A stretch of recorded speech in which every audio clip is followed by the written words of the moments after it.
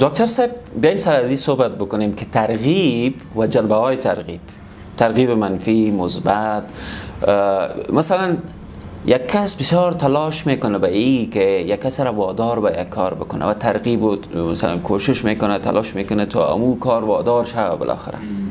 یعنی هر تلاش که باعث میشه یک کس به او کار وادار شوه میکنه تا اون نفر اون کار بکنه.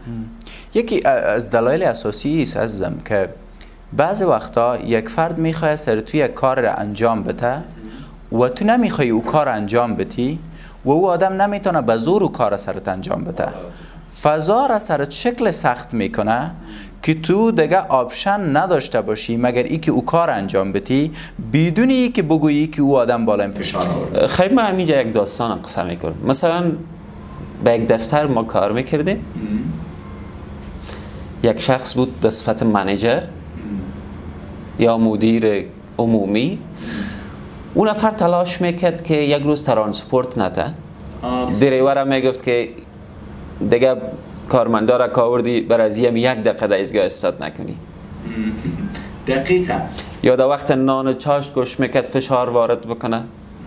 یا مثلا یک روز که فنگر یا شست تنه میموندی در حاضری کش میکرد که دیگه غرض نمیگیره تو را میگفت که ایرا جریمه بکنین در چهار. یعنی راه مختلف را تجربه میکرد. یا یک روز خودت هم میخواست میگفت که متوجه باشی من میفهم تو تیم تخریب میکنی. باز یک مدیر که پایین تر از او یک شاخه بود باز او را میگفت که ایرا بگو که پیش ما بیا پشت سر بگو معذرت خواهی کو که این میکاره ما نکردیم. مثلا چی کار کردیم میگفت ما میگفت که تو تیم تخریب میکنی. مثلا ترانسپورت تیمش سبا باز تو که کار نکردی. باز یک تعداد دیگه هم تیمیا داشت که دمو تیم بود اونا را میگفت برای نیره بگوین که اگه تو مثلا در شفت شو کار نکردی در روزم باز جوابت میتیم از دفتر.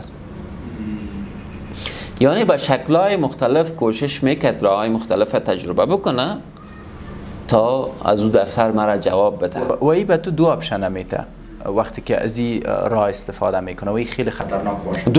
دو شکل مو آپشن ها میده. راه اول بالای ذهنت فشار بیایه نتونی خود کنترل کنی یک عکس العمل انجام بدی که غیر اخلاقی باشه تا تو رو از دفتر. یعنی راه معکوس شه انتخاب بکنی. نه این آدمه که وقتی میخواه با تو این رقم برخورد کنه فضا را سرت خیلی تنگ کده بره از تو دو چیز میخواه بر تو دو انتخاب میده. انتخاب اولی که تو را قهر بسازه که یک برخورد غیر اخلاقی کنی تا تو را از دفتر بکشه. دقیق. پس انتخاب اولش کشیدن تو از دفتر است. انتخاب دومش چیست؟ که تو به این آدم تسلیم شوی و یک غلام ذهنی باشی مثل که کارمندای دیگه‌اش است. دقیق. و چیز اشتباه را مگی گفت و وی صحیح است.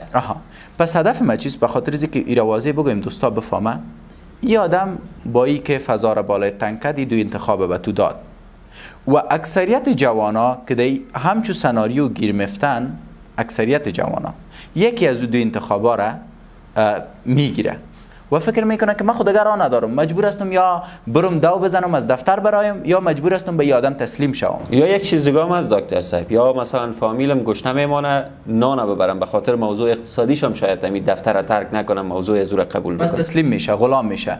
در حالی که راه سی است این راهی است که اینا میخواید تو از این دو انتخابی که در پیش روی تو قرار داده یکی را بگیری. اما اگه من در سناریوی جوان باشم من میگم نه هر دوی انتخابا رو نمیگیرم راه سوم دارم. میفهمین راه سوم چیست؟ آگاهی از حقوقت.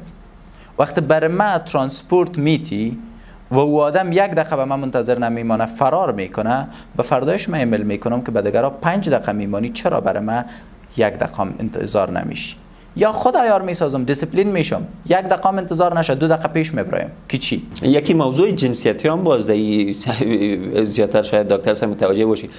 یک دختر خانم اگه می باشه به او زیاد منتظر می باشه ولی برای بچه منتظر نمیشینه. اصل موضوع اون نیست. یا عاملای فشار شاید. اصل موضوعی است که در مقابل همچون فشارها چطور برخورد کنیم. من میگم شما شاید اینمی ترغیبه یک ایده ببینین که خیلی بد است. من ایره به عنوان یک نعمت میبینم. جنبه‌های مثبت خودم داره. دقیقاً. فرض کنیم از منیجری که تو مثال دادی، هر اندازه که تو را قید کرده رئیس در اصل تو را قوی تر کرده رئیس. هر اندازه که تو را قید کرده رئیس تو را با دیسیپلین کرده رئیس. هر اندازه که تو را قید کرده رئیس تو را ماهر کرده رئیس. و روز میرسه که تو تا حد قوی میشی که دیگه ای آدم نمیفهمه که ضعف انسان چی کنم که را بکشم. به شرطی که تو تسلیم نشی، به شرطی که تو مغزت کنترل کرده بتانی. ترانسپورت از طرف چرا؟ چون 1 دقیقه ناوقت آمده بودی، درست است، فردا 2 دقیقه وقت میبرایم. برات گفت که در شفت شو اگه کار نکنی تو را میکشم، درست است، در شفت شو کار میکنم، اما اینی اصول را مدارم. جالب چیز، ما با این چیزا متقابل شدیم. پس شما آپشنای اونا را نگیرین، آپشن سوم کرییت کنین. و به خاطر اینکه موضوع ترغیب چون خیلی یک چیز فاحش است و خیلی مردم قربانی زی شده، به خصوص در دفاتر، در وظایف. من یک مثال دیگه براتون میتونم. این ترغیب خیلی شکل پلانگذاری بوده میتونه. در قریاجات چیز رواج است. در قریاجات چه رقم رواج است؟ خودت هستی یک آدمی که یک کس خیلی عادی میخواد زندگی کنه، اما من از تو به عنوان یک خان خبر دارم که تو خیلی آدم با جرأت هستی. مثلا در سر قردا سر اوقات یکی جنگ کردی، کلی زور شکستاندی، در حالی که خیلی آدم عاجز هستی، اما وقتی که اعصابت خراب میشه خیلی زده نیستی. حالا من به عنوان خانه که دشمندار هستم، چطور میتونم تو را غلام رایگان خود کنم؟ میفهمی چی میکنم؟ این ترغیب است. این تعریف ترغیب است که من دیگه صبرتان میگم و میخوایم منظمی که سر تو کل دوستا بشنوم. من میگم یکی از دوستای من که تو برو پیشیزی شیطانی کو که یک آدم دیگه خدای ناخواسته به ناموسی تو ضرر رسانده، و او آدم میگم که تو برو برای او هم شیطانی کو کی به ناموسی تو ضرر رسانده. چون من میفهم تو یک آدم احساساتیستی، بعد تو میری گرم او را میکشی. امی که کشتی، من بچار روان میکنم که مسیر پیش ما بیار. مسیر پیش من میارن، من میگم چرا ایره کشتی؟ والا اینا تو یک بود. از او خبر داری، مال شاید دو سرش منکر شوه، اما یک کار کو، حالی که تو را کشتی خود تو را زنده نمیمانه. والا خان صاحب مرا زنده نمیمانه، بس تو یک کار کو، بتی بچه سالا بگی سالا را سر صبح تو کت مستی، کسی یک تاری مویتام سعی کرده نمیتونه. تو میگی خوب من دگرا ندارم، او را کشتیم، اگه برایم بدون از اینکه حمایت خانه داشته باشم او پس مرا میکشه. اگه سالای خانه بگیرم و کت خان به عنوان بادیگاردش باشم، مرا چیزی کرده نمیتونه. بعد یک ماه خان برای تو پیسام میته، برای تو نانام میته، قدر تو را میکنه، سلام برات میته. یک ماه بعد دیگه برات خان میگه که فلانه جای یک نفر از باید تو بکشی. چی میکنی؟ نکشی، خان ازت سلام میگیره، از خانیت بیرون میکنه، او دیگه منتظرت است تو را میکشه. اگر بکشی تو دیگه غلام خان شدی. و این خانه باز چی میگن؟ نام دارن به نام جگرمار. این جگرمارا باز چی میکنه؟ باز اینا مثلا تو دشمنی داری، زنگ میزنی به من خانه که جگرمار هستم، که افراد به این شکل غلام خود ساختیم، که تو میشینم میگم بگو بیادر والا یک نفر مرا یک کس کشته، زور ما نمیرسه. خب 12 لک بتی من میکشم او را برات، 12 لک از تو میگیرم. اینمی جوانه که غلام فکری مگشته و ایره ترغیب کردیم دیگه آپشن نداره، ایره میگم برو او را بکش. اینال وقت زمان گذشته رئیس، این آدم در 1 سال 8 قتل کرده و 8 نفر میخوای او را بکشه، خانه نه. اینال او چطور خانه رها کنه؟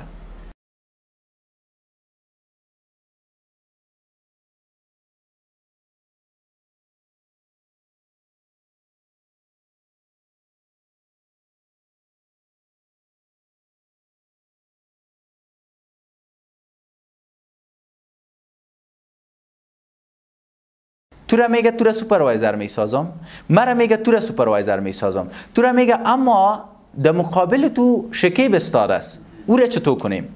مرا میگه در مقابل تو مسیح استاد است، او را چطور کنیم؟ خودش آرام شیشته.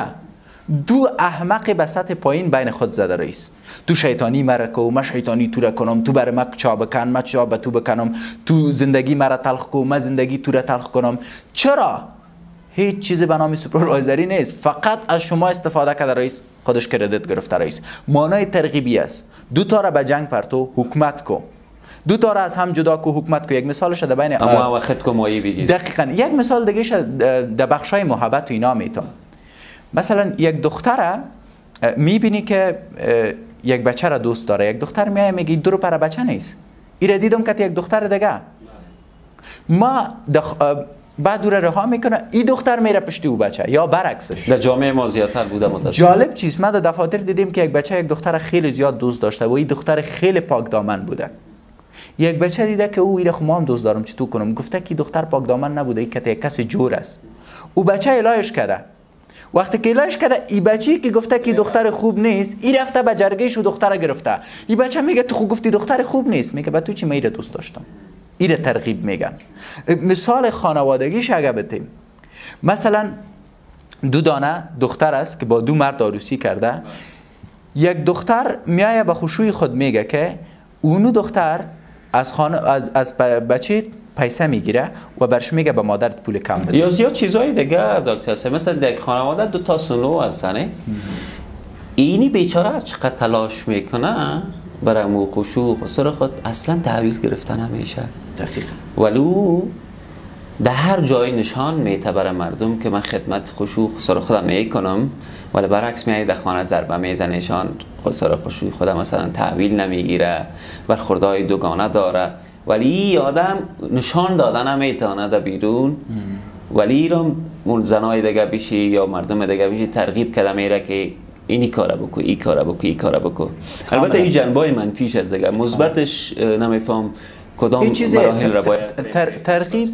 ترغیب را که ما روش بحث میکنیم هیچ چیز مثبت نداره، اما میفهمی که تو ازش خود نگاه کنی خیلی مهم است. هر زمانی که شما میخواین از ترغیب و استفاده پنهانی افراد دیگه در امان باشین، باید همه چیز روبرو تحلیل کنین و روبرو بگوین. یعنی یک ارتباط بسیار جدی با دینه انسان داره یا نداره دکتر؟ بعضا میگن دارن، اما نظر من است خب افرادی که ترغیب میکنن اینا را حتی ما سیریال کلر میگیم، افرادی که از جنگ دیگران سود میبرن و اینا دیگر راه جزئی نداره. ما حتی از لحاظ تاریخی اگه بگوییم، از لحاظ ژنتیکی، وایکینگ یک قبیله است. کار اونا می بود دیگران را بین خود به جنگ پرتو، وقت ضعیف شدن برو بالایش حمله کو و همه چیز شبیه. و باید ما بگوییم که رگنار ما یک وقت صدایش هم میخواندم. خب خیلی خوب. اینا قبیله رگنار در اصل افرادی بودن که ترغیبگر بودن. مثلا یک جای است که خیلی قلعه بزرگ است و اونا عیسوی هستند و هیچ نمیتونه اونجا را فتح کنه، یک نفر خود در بین اینا میره به عنوان یک فرد نفوذی و بعد اونا در داخل او قلعه یکی دیگر را با خود به جنگ مندازه. تمام جنگ های قبیله سریال رگنار، اگر شما تمام جنگ های قبیله رگنار ببینین میفهمی کل جنگ هایش به اساس یک سوء تفاهم است.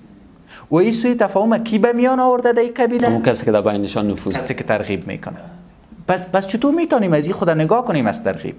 همیشه رق و راست باشین. مثلا یکی میایه برنامه مرا دیلیت میکنه و بعد منیجر من میایه که شیطانی مثلا فلان آدم کرد که برنامه تو دیلیت شده. من میگم خب من کتیزی کار دارم، میرم میگم که نال باش تو یک کار کو که من برم به منیجر بگویم. این اشتباهه. منیجری تو کسی است که شما را ترغیب کرده رئیس. او یگه پیس که داریم ما افغانا میگه وقتی بینی تا پشک برد، بینی تا میبینی یا پشت پشک میدوی. دقیقاً. جالب چیز، یک روز پیش من یک دختر را دیدم که گریان میکرد، گفت همکارایم امرای ما برخورد خوب نمیکنه. من گفتم با همکارایت گپ زدی؟ گفت نه. من گفتم تو مشکل داری. مشکل است تو؟ گفت چرا؟ گفتم برو با همکارایت گپ بزن که چرا با ما روی خوب نمیکنی. وقتی شیش گفت که چرا با ما روی خوب نمیکنی، یک ترغیبگر سوم در میان بود. پس هر مشکلی که با هر کسی دارین بیشینین روبرو حل کنین. یک کس مسیر میگه که شکیب تو را فریب میته، بعد مسیر در دل میگیره ما باید ببینم چرا فریب میته، چی کنم که فریبم نته، فلان بستان فلان. در قراردادها شاید هم شده باشه. مثلا خودت میخوای که کسی قرارداد امضا بکنی ولی یک نفر دیگه میگه که ببینید همین نفر متوجه باش که یعنی سری یک گپ داره. دقیقاً. اینا تو میگه خوب چرا متوجه باشم؟ مشکلش چیست؟ او میگه که ولی از یک کس دیگه دزدی کرده. خب صحیح، بیاین که بریم. بچیم تو از فلان کی فرد دزدی کردی و من به این اساس نمیتونم بالای تو باور کنم. جواب تو چیست؟ بعد او آدم بر تو جواب میده. اگه دزد باشه میفهمی چون جواب داده نمیتونه، اما اگه جواب میده نفر سوم گیر میکنی که ترغیبگر است. پس سر از امروز دوستایی که میشنون با هر فردی که مشکل دارن برن واضح بشینن بدون سانسور بگوی که برای من گفته شده بود که تو در اینجا به ما چاکندی، چرا برای ما چاکندی؟ بله. دلیلش چی است چرا چاکندی؟ دقیقا. پس ترغیبگر در بین مردم نفاق به میان میاره و از این نفاق استفاده میکنه. اگر شما با اتفاق باشین مشکل است. بسیار زیاد تشکر. بخیر باشه.